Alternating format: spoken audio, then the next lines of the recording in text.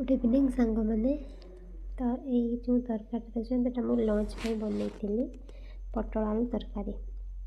तो ये जो तरकारी पर आप देखुना कि पत्र खंडक ये तरकारी जो फास्ट बनैला तरकारी फास्ट पकई माने तेल पकईली तेल पकई सारा पर यहाँ फास्ट पकई कहीं तेजपत्र पकईले ये पत्रटा मैंने पकईले तरकारी स्वाद बहुत भल होता है।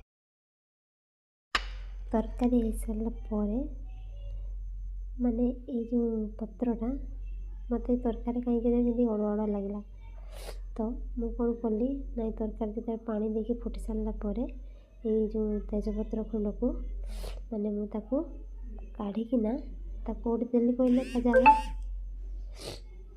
ता जगह है ये देखिए तो सेमती आज्ञा आम लाइफ रे किसी लोक अच्छा काम टाइम हमको मन पकड़े काम हो सारा पर ये आमको फपाड़ी देवे। तो दुनिया रे ये लोक दूरे की रुहतु।